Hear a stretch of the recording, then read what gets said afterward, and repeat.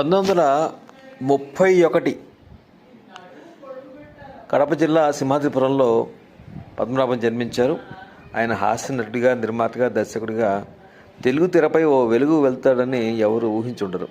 బాల్యదశలోనే ప్రముఖ రంగస్థల సినీ నటులను అలంకరిస్తూ పద్యాలు పాడటం ఆయనకు అలవాటు. అలా ఇంట్లోంచి వెళ్ళిపోయి 1943లో మెడ్రాస్ చేరారు. ఎక్కడ చేరారంటే కన్నాంబ గారి ఇంటికి వెళ్ళారు.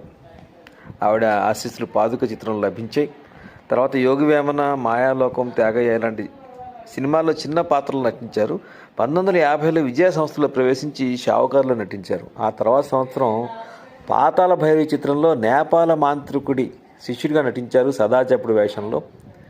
అది ఆయనకి చాలా గొప్ప పేరు తెచ్చింది. తర్వాత 55లో సంతానంలో, 61లో భార్యాభర్తల్లో వేసిన పాత్రలకు పద్మనాభంకు మంచి పేరు లభించింది. 1964లో మూగ మనసులో కూడా నటించారు. పద్మనాభం, గీతాంజలి మంచి జంట. ఎలా అయితే రాజబాబు, రమాప్రభ ఒక మంచి జంట, వీళ్ళిద్దరు కూడా ఒక మంచి జంట. రేఖా అండ్ మురళి ప్రొడక్షన్స్ స్థాపించి దేవత, పొట్టి ప్లేటరు, శ్రీ శ్రీ శ్రీ మర్యాద రామన్న, శ్రీరామ కథ లాంటి సినిమాలు తీశారు. కథానాయక మొల్లకి 1970 సంవత్సరానికి రాష్ట్ర ప్రభుత్వం అవార్డు లభించింది. తర్వాత ఆయన తీసిన 2 సినిమాలు దెబ్బతీసాయి: ఆజన్మ బ్రహ్మచారి, జాతకరత్న, మిడతంబొట్లు. చివరి రోజుల్లో పద్మనాభం ఆర్థిక ఇబ్బందులు పడుతూనే జీవించాల్సి వచ్చింది. అయినప్పటికీ పద్మనాభం హాస్యాన్ని ఎవరు మర్చిపోలేరంటే అతిశయోక్తి కాదు.